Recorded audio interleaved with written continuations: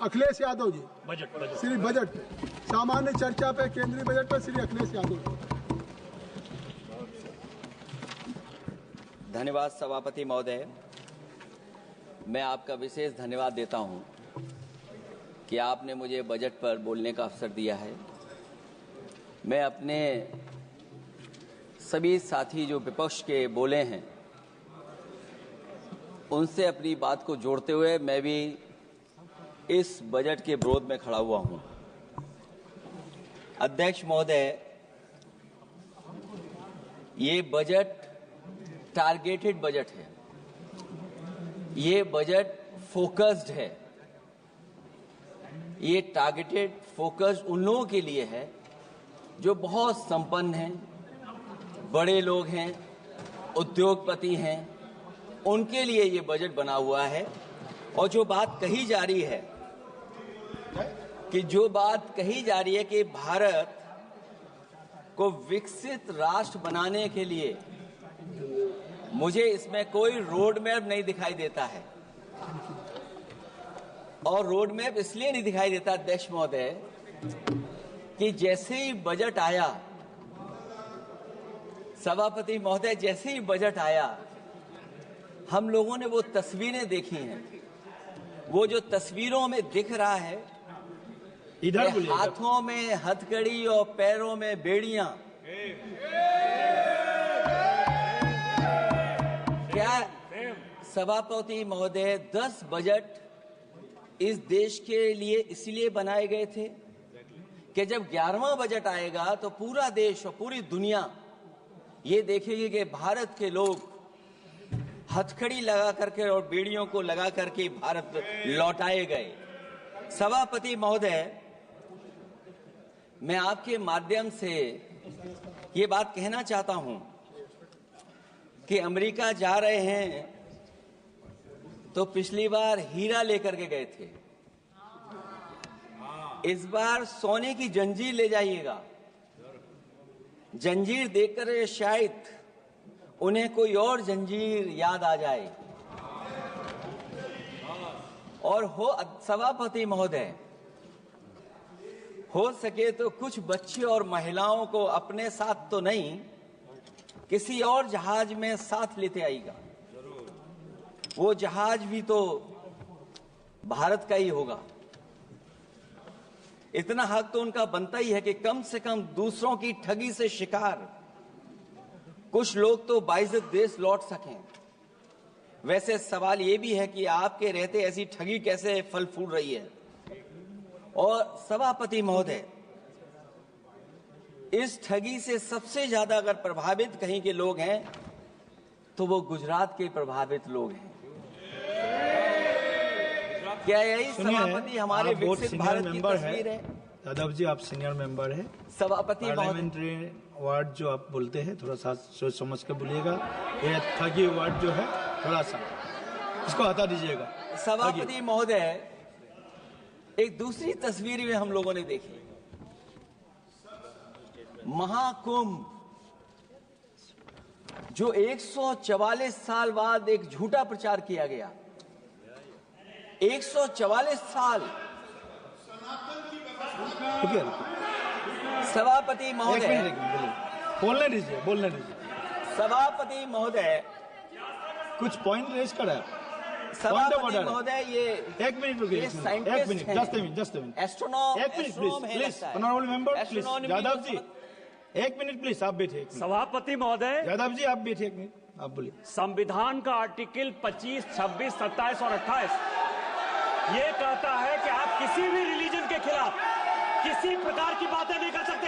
ये लोग एंटी हिंदू है, ठीक है, ये लोग एंटी हिंदू है, ठीक है, पूरे कांग्रेस के। I got the point please. देख लेंगे इसको। I will see please be seated. आप लोग बैठिए, हम देख लेंगे। सभापति महोदय, हम देख लेंगे, आप बैठिए प्लीज।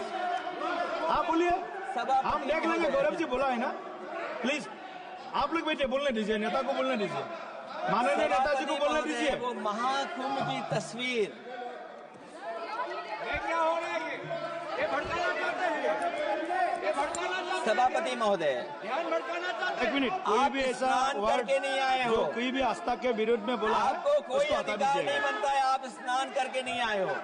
आपने स्नान नहीं किया कुंभ में। बोल दिया मैंने, सभापति बोल दिया महोदय, मैंने, बोल दिया प्लीज। आप वो हटा दिया जाएगा, हटा दिया जाएगा उसको। सभापति महोदय, इन्होंने कुंभ में स्नान नहीं किया। आप इधर देखिए, शहर पर देखिए, उधर मत देखिए, शहर को संबोधन कीजिए। अगर फोटो आई होती तो मैं जैकेट वाली भी फोटो देख लेता। आपका कोई गलत फोटो दिखा है, सभापति महोदय, ऐसा लग रहा है। विकसित भारत की जो दूसरी तस्वीर देखी जी, वो तस्वीर न केवल हम लोगों को दुख पहुंचाती है, बल्कि तमाम वो सनातन को स्वीकार करने वाले लोग, उनको दुख पहुंचाया होगा। सभापति महोदय, अगर लोग तकलीफ में रहे, परेशानी में रहे, और ये पहली बार हुआ होगा ऐसा कि लोग 300 किलोमीटर के जाम में फंस गए।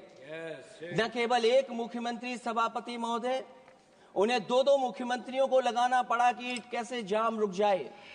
सभापति, इसके साथ साथ इन्हीं के संगठन के लोगों को जब लगा कि वो व्यवस्था नहीं बना सकते, तो इतने दिनों बाद इनके संगठन के लोगों की अपील है कि भारतीय जनता पार्टी के कार्यकर्ता बाहर आए और लोगों को सुविधा दें, परेशानी दें। ये बात तब सभापति आई है जब लोग दुख, तकलीफ, परेशानी की वजह से इनके खिलाफ चिल्लाने लगे, इनके खिलाफ बोलने लगे। सभापति महोदय, मैं ये पूछना चाहता हूं, जिस स्नान के लिए प्रधानमंत्री गए हो, देश के राष्ट्रपति गए हो, उपराष्ट्रपति गए हो, मंत्री गए हो, क्या यही विकसित भारत की तस्वीर होगी जिसमें आप ट्रैफिक मैनेज नहीं कर पा रहे हैं? आप हर शहर में ये कहा गया कि कोई शहर से निकले नहीं, सब के सब वहीं पर रुक जाएं, आगे नहीं जा सकते, दर्शन नहीं कर सकते। अगर ये सच्चाई नहीं है सभापति महोदय, सब बॉर्डर सील हुए हैं, जितना भारत के लोग सब बॉर्डर सील हुए हैं, और फिर चांद पर पहुंचने का क्या फायदा जब जमीन की समस्याएं न दिखती हों आपको? जमीन की समस्याएं न दिखती हों। और सभापति महोदय, मैं सरकार से जानना चाहता हूं, वो ड्रोन कहां हैं? वो जो डिजिटल इंडिया की बात कही गई थी, वो कहां है? जो लोग अभी तक इस बात की डिजिट नहीं दे पा रहे हैं कि कितने लोगों की जान गई है, कितने लोग वहां पर खो गए हैं। सभापति महोदय, इधर विज्ञापन और कार्टूनों की बड़ी चर्चा हो रही थी। मुझे याद है कि एक दिन मैंने अखबार देखा, अंग्रेजी अखबार, और मैं समझता हूं ये माननीय सदस्य जितने लोग रहे होंगे उन्होंने वो अखबार जरूर देखा होगा, न्यूज़पेपर, और उसके फ्रंट पेज पर एक विज्ञापन था, और उस विज्ञापन की जो तस्वीर थी उसमें एक जानवर, मुझे पहचान में नहीं आ रहा, वो शायद गधा रहा होगा, वो जेल के अंदर है। मेरा मन नहीं माना, मैंने उसी दिन सरकार को जगाने के लिए लिखा, और मैं आज सभापति महोदय सरकार के माध्यम से जानना चाहता हूं कि डिजिटल इंडिया करते करते साइबर क्राइम, साइबर लूट और डिजिटल अरेस्ट कितना बढ़ गया है। और जो विज्ञापन दिया था, इस जानकारी के बाद वो विज्ञापन दोबारा अखबार में नहीं आया। वो विज्ञापन की तस्वीर मैं नहीं दिखा सकता हूं, मैं समझता हूं माननीय मंत्री जी उस विज्ञापन को जानते होंगे और देखा होगा उन्होंने। जो विज्ञापन दिया, जनता का भारतीय रिजर्व बैंक से यह सवाल है कि वो अपने ऐसे विज्ञापनों में किसको चित्रित कर रहे हैं और क्यों, और वो कहां से आया है? क्या यह कोई प्रतीकात्मक चित्रण है? यदि हां, तो वो जानवर किसका प्रतीक है? क्या उस सिस्टम का जिसके कंधे पर स्वच्छ और सुरक्षित बैंकिंग की नैतिक जिम्मेदारी है, या उस मंत्रालय का जिसको सुरक्षित बैंकिंग का दायित्व निभाना चाहिए? अगर ये चित्रण जनता को दिखाना चाह रहा है कि ये बहुत ही अनैतिक भी है, जनता इसके लिए मानहानि का दावा भी कर सकती है। अगर आरबीआई यही दिखाना चाह रहा है, तो आप अपने खाता धारकों के प्रति बैंक का ऐसा नकारात्मक रवैया न केवल आपत्तिजनक है बल्कि घोर निंदनीय भी है। आरबीआई ऐसे विज्ञापनों से नहीं बल्कि अपने सिस्टम को चुस्त दुरुस्त करके वह जनता में बैंकिंग साक्षरता और बैंकिंग सजगता जागरूकता अभियान चलाकर जनता को सचेत और सावधान करें। उसी के बाद मैं समझता हूं जब भी हम लोग मोबाइल खोलते हैं कोई ना कोई आवाज सुनाई देती है उसके अंदर। क्या सभापति महोदय डिजिटल अरेस्ट के माध्यम से लाखों लाख रुपया नहीं लूटा जा रहा है? आखिरकार उसके लिए जिम्मेदार कौन है? कौन जिम्मेदार है उसके लिए? जो बजट दिया है, जो बजट में बातें निकल करके आ रही हैं, बजट में पीडीए के उत्थान के लिए कुछ भी नहीं है सभापति महोदय। और जो लोग अपनी जीडीपी की न जाने कितनी कहानियां बताते थे, आज वो जीडीपी रेट क्यों कम होता चला जा रहा है? क्यों जीडीपी 6.4% के आसपास पहुंच गई है? न केवल जीडीपी बल्कि आज अगर हम 87 रुपए लेकर के ही $1 ले सकते हैं। कभी डॉलर को नीचे गिरने की कहानी कहीं किसी से जोड़ दी गई थी। आज सोचिए कितने रुपए हम इकट्ठे करते हैं तब जाकर के हमें $1 मिलता है। क्या सरकार के पास इसका कोई जवाब है? इस ग्रोथ रेट के कम होने का कारण जो सभापति महोदय मुझे समझ में आता है वो इन्वेस्टमेंट की कमी और कंजप्शन की कमी है। ये देश की आर्थिक विकास की स्थिति पर प्रश्न चिन्ह लगाता है। और यही नहीं, सभापति महोदय जो भेदभाव बढ़ता चला जा रहा है, जो खाई पैदा होती जा रही है, इन्हीं के आंकड़े बताते हैं कि खाई कितनी है। मुट्ठी भर लोगों के पास पूरे देश की संपदा पहुंच गई। जो ज्यादा लोग हैं वो गरीब हैं। उनके जीवन यापन के लिए 80 करोड़ लोगों को आपको राशन बांटना पड़ रहा है। क्या यही विकसित भारत की तस्वीर है? और फिर दुनिया में हम पर कैपिटा इनकम में कहां खड़े हैं? अगर हम केवल सरकार से सभापति महोदय आपके माध्यम से जानना चाहें कि जिन परिवारों को आप राशन दे रहे हैं उन परिवारों की पर कैपिटा इनकम क्या है, और अगर विकसित भारत की तस्वीर लेकर के ये सरकार चलना चाहती है तो कम से कम सरकार की सभापति महोदय जिम्मेदारी बनती है कि जो 80 करोड़ लोग राशन पा रहे हैं उनके आपकी पर कैपिटा इनकम क्या है। एक बहुत प्रिय काम सरकार का है, इतना प्रिय है कि उसका नाम बदल करके इज्जत घर कर दिया गया। मुझे याद है कि एक छत्तीसगढ़ में बुजुर्ग मां जिसने बकरी बेच करके अपना शौचालय बनाया था, और बकरी बेचने के बाद शौचालय जब बनाया तो देश के प्रधानमंत्री जी ने उनका सम्मान किया। आखिरकार सवाल यह है कि बकरी उसे क्यों बेचनी पड़ गई? इसका मतलब यह है कि आपकी जो बनाई हुई स्कीम वो जमीन पर नहीं पहुंच रही है, उसके लिए पर्याप्त पैसा नहीं पहुंच पा रहा है। आखिरकार पैसा क्यों नहीं पहुंचा, ये तो सरकार की जिम्मेदारी है। और फिर सभापति महोदय जो शौचालय बनाए हैं उनमें पानी किसी में नहीं पहुंचता, क्या यही विकसित भारत की तस्वीर बनेगी? वैसे तो सभापति महोदय हम लोग डबल इंजन बहुत सुनते थे, और अब इस बजट में 2 इंजन और बढ़ गए हैं। सभापति महोदय ये 4 इंजन वाला है बजट। 4 इंजन। लगता तो ऐसा है कि ये एक के बाद एक इंजन खराब हो गया होगा, इसीलिए इन्हें 4 इंजन लगाने पड़े हैं। ये जनता को धोखा दे रहे हैं 4 इंजन की बात कर करके। क्योंकि जब उत्तर प्रदेश को देखते हैं तो वहां पर जो डबल इंजन की सरकार चल रही है वो डबल ब्लंडर कर रही है। उनके डबल ब्लंडर देखने को मिलने हमें। और अगर ये 4 इंजन की सरकार है जो सबसे पहला इंजन है सभापति महोदय, वो हमारे किसान और कृषि का है। 10 साल गुजरने के बाद भी और इतने बजट आने के बाद भी आज तक किसानों की आय दोगुनी नहीं हुई। ये हमारे तमाम माननीय सदस्य समय समय पर अपने क्षेत्र की जो समस्या है फसल को लेकर के सवाल खड़ा करते हैं। कई किसान नेता आंदोलन कर रहे हैं, अभी भी आंदोलन चल रहा है। सभापति महोदय, इस सरकार के पास जो विकसित भारत का सपना दिखा रही है, अभी तक किसान की आय दोगुनी कैसे हो उसका कोई रोड मैप नहीं है इनके पास। अगर कोई रोड मैप रहा हो तो बता दें हमें।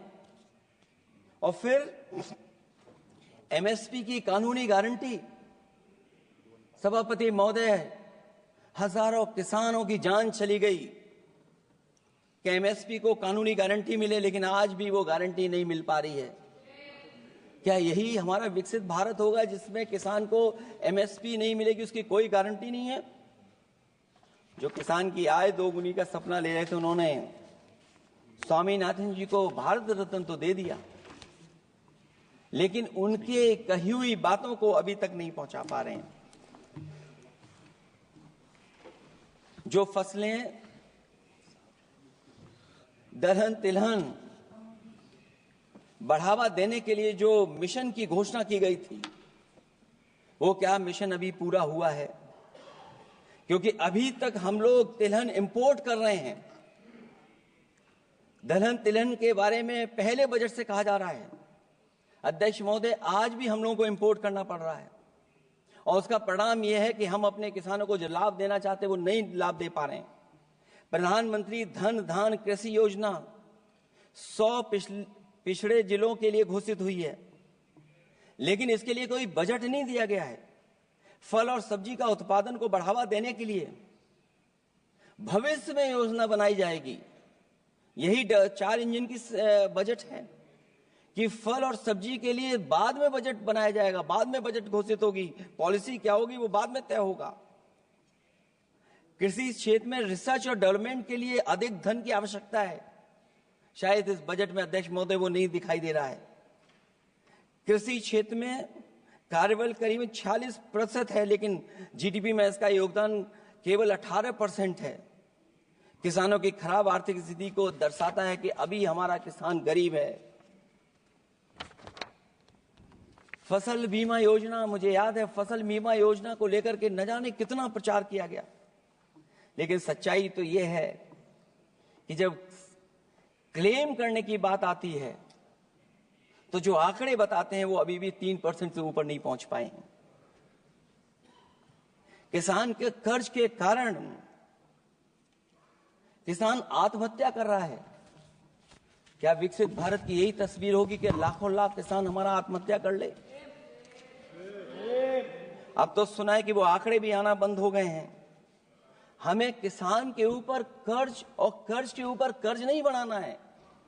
जिस तरीके से आप बड़े बड़े उद्योगपतियों का ध्यान रखते हैं कि उनका समय समय पर कर्ज माफ करते हैं, मुझे पूरा भरोसा है कि हमारे देश के किसानों का भी कर्ज माफ होना चाहिए, उनको कर्ज से मुक्ति दिलाना चाहिए। अगर क्लाइमेट चेंज की बात होगी तो सबसे पहले असर अगर किसी पे पड़ेगा तो सबसे पहले प्रभावित अगर कोई होगा तो हमारा किसान प्रभावित होगा। उसके लिए क्या आपके पास रोड मैप है? हमारे माननीय सदस्यों ने बहुतों ने कहा है जीएसटी को लेकर के न जाने क्या क्या सरकार बनाती है और जीएसटी से लगातार व्यापारियों को उलझा रही है। जब तक जीएसटी के बारे में व्यापारी समझ पाता है तब तक जीएसटी को बदल देते हैं, तरीका बदल देते हैं। अभी भी किसानों के जितने भी इक्विपमेंट हैं उनमें 18-12% जीएसटी लिया जा रहा है। कम से कम अगर विकसित भारत का सपना ये सरकार देख रही है तो सभी के सभी एग्रीकल्चर इक्विपमेंट जो हमारा किसान इस्तेमाल करता है उस पर 0 जीएसटी होनी चाहिए। मैन्युफैक्चरिंग सेक्टर को बढ़ावा देने के लिए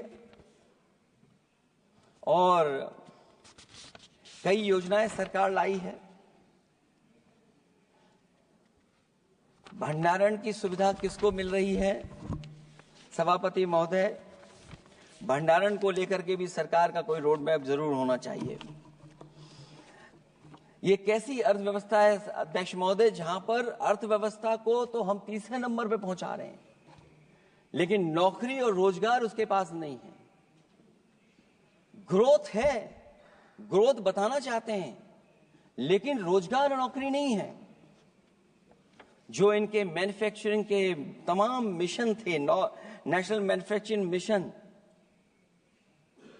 जब तक इन्वेस्टमेंट का वातावरण नहीं सुधरेगा तब तक इन्वेस्टमेंट नहीं हो सकता, हमारा नेशनल मैन्युफैक्चरिंग मिशन आगे नहीं बढ़ सकता। दूसरा इंजन इन्होंने बताया एमएसएमई, और एमएसएमई को लेकर के बहुत चिंता व्यक्त की। बजट भाषण में एमएसएमई सेक्टर को विकास का द्वितीय इंजन बताया गया, जो सही है, परंतु एमएसएमई के विकास के लिए बजट में कोई विशेष व्यवस्था नहीं की गई है। भारत में एमएसएमई के क्षेत्र में 11 करोड़ लोगों को रोजगार प्रदान 11 करोड़ लोगों को रोजगार प्रदान करता है, और इसमें सबसे ज्यादा रोजगार मिलता है जो कि हमारी माइक्रो यूनिट्स हैं, उनके लिए कोई योजना नहीं है। उनको विशेष मदद के लिए कोई प्रावधान न पहले किया गया न इस बजट में किया गया है। मैं केवल यूपी के बारे में कहना चाहता हूं कि यूपी में लगभग 96 लाख एमएसएमईज हैं, लेकिन केवल 14 लाख पंजीकृत हैं। पूरे देश में 6 करोड़ हैं, एमएसएमई के विपरीत केवल 1 करोड़ पंजीकृत हैं।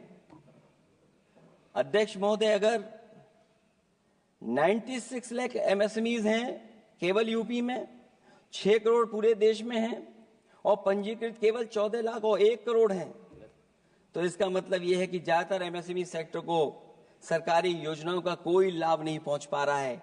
मुझे उम्मीद है कि एमएसएमई इसको लाभ पहुंचाने के लिए सरकार जागरूक होगी और अपनी डबल इंजन सरकारें जहां जहां चल रही हैं उनको जगाने का भी काम करेंगे। अध्यक्ष महोदय, एक समय ऐसा भी था जब लोग बजट के आने पर खुश होते थे, क्योंकि बजट नई उम्मीद जगाता था, देश और जनता को आगे की ओर ले जाता था। लेकिन भाजपा सरकार के बजट में न देश के विकास के लिए कुछ होता है, न जनता की तरक्की के लिए। बजट मायूसी लेकर नहीं आना चाहिए।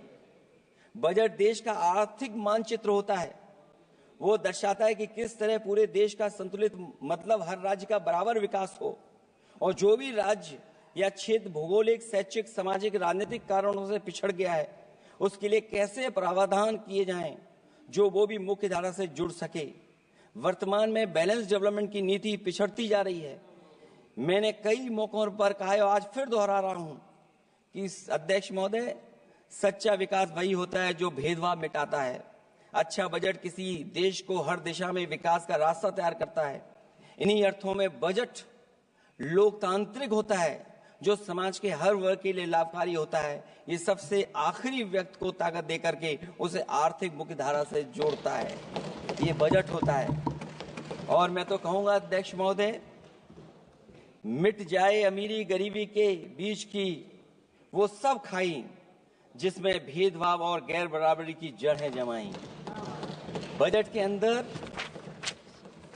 उसके लिए हमेशा एक दिल धड़कना चाहिए, जो आज भी भूख के सूचकांक के आंकड़े बनाकर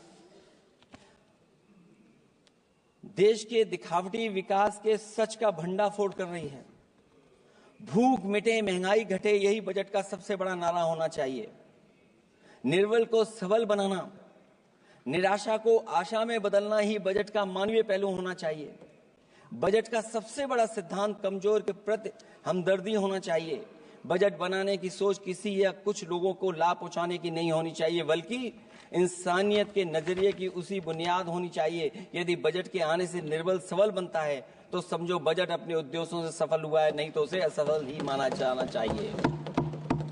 अध्यक्ष महोदय, रोटी की भूख किसानों को विश्वास में लेकर ही मिटाई जा सकती है, और मैंने पहले भी कहा, फिर दोहराता हूं उन बातों को।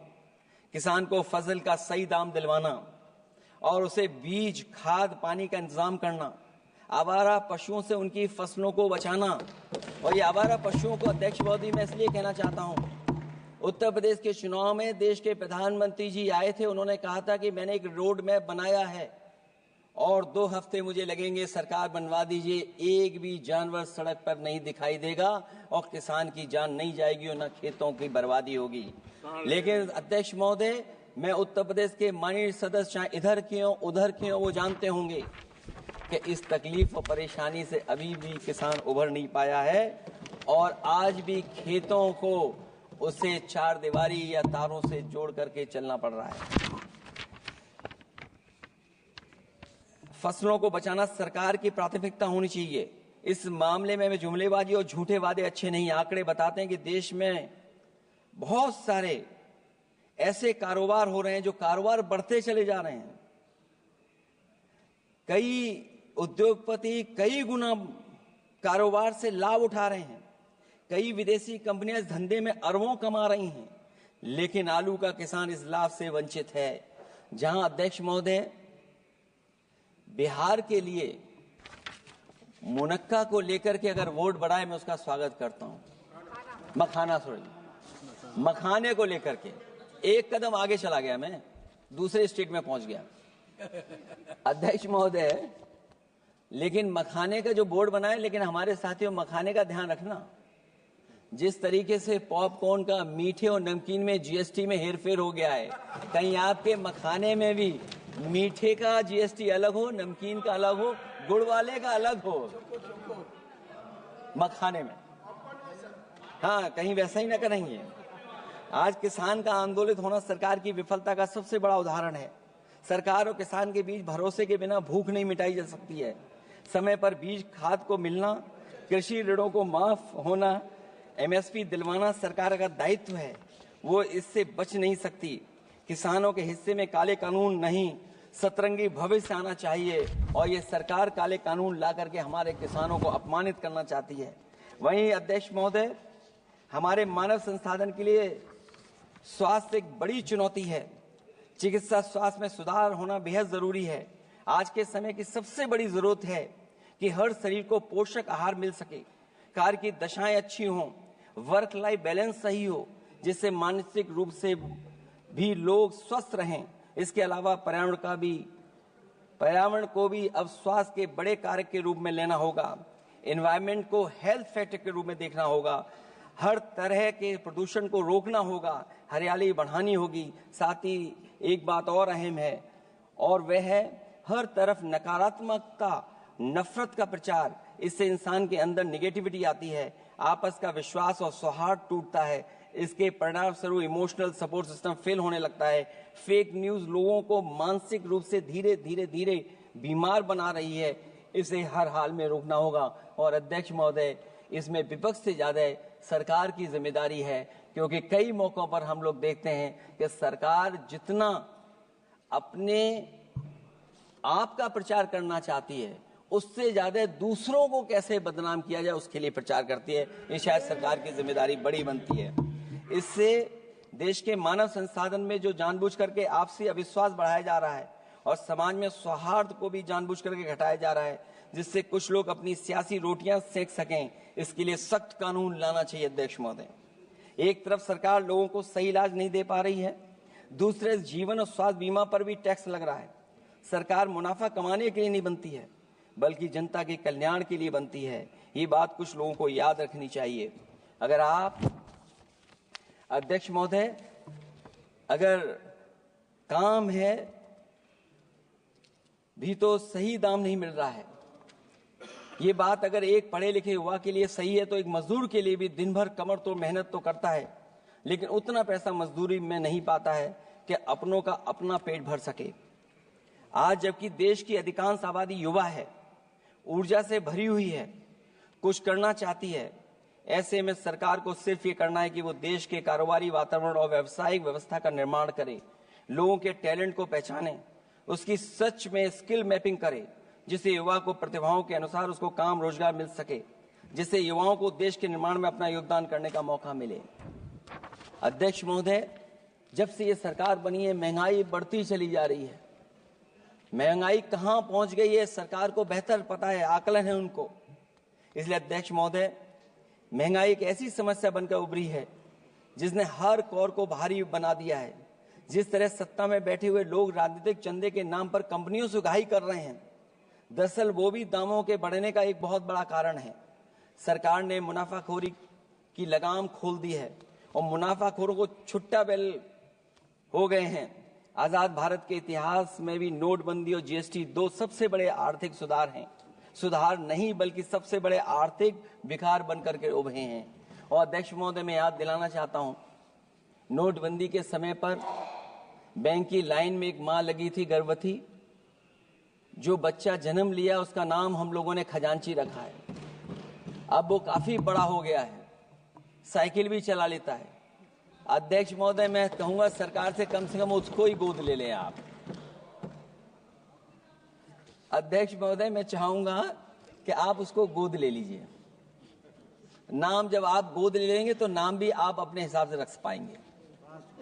किसी भी आर्थिक सुधार का लक्ष्य ये होता है कि आर्थिक गतिविधियां सुचारू रूप से चल सकें और आसान होंगे, जिससे अर्थव्यवस्था दिन दूनी रात चौगुनी तरक्की करे। लेकिन इन सुधारों के आने के बाद से अर्थव्यवस्था की गति कछुआ की चाल जैसी हो गई है, जिसकी प्रमाण है कंपनियों की ग्रोथ का काम होना, उनकी बिक्री का घट जाना, यहां तक कि फास्ट मूविंग कंज्यूमर गुड्स भी 2% से ज्यादा आगे नहीं बढ़ पा रहा है।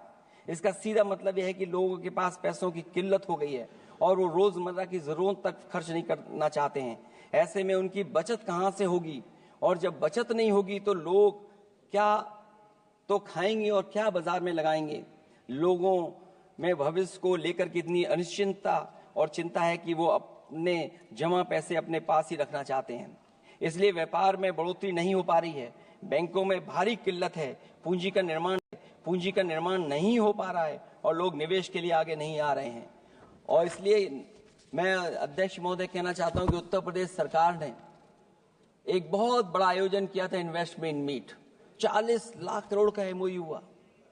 मैं अध्यक्ष महोदय आपके माध्यम से जानना चाहता हूं सरकार से, अध्यक्ष महोदय मैं आपके माध्यम से सरकार से जानना चाहता हूं कि जो अपने आप को डबल इंजन की सरकार कह रहे हैं, वो उत्तर प्रदेश के इन्वेस्टमेंट के लिए क्या सहयोग कर रहे हैं।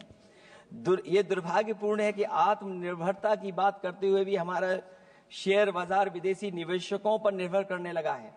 जब वो पैसे लगा देते हैं तो शेयर बाजार में उछाल आ जाता है, नहीं तो उसे धड़ाम होते देर नहीं लगती है और एक एक दिन में हमारे निवेशकों का लाखों करोड़ों का नुकसान हो जाता है।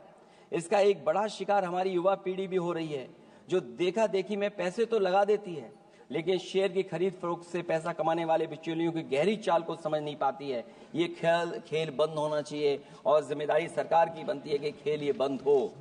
सेबी को अपना काम निष्पक्ष करना चाहिए और अर्थव्यवस्था की निगरानी व्यवस्था सच्ची नियत के साथ सजग और सचेत होनी चाहिए।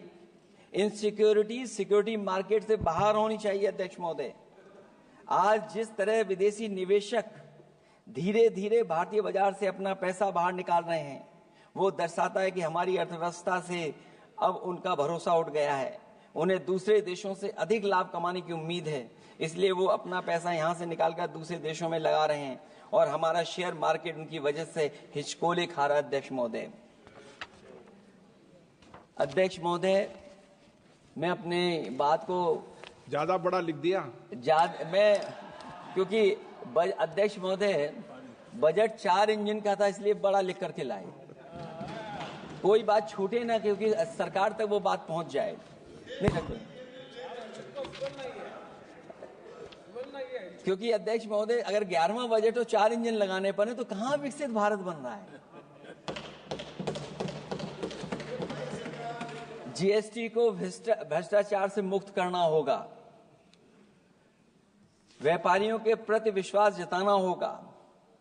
यदि टैक्स की व्यवस्था और दर सही होगी तो सब आसानी से टैक्स भर देंगे।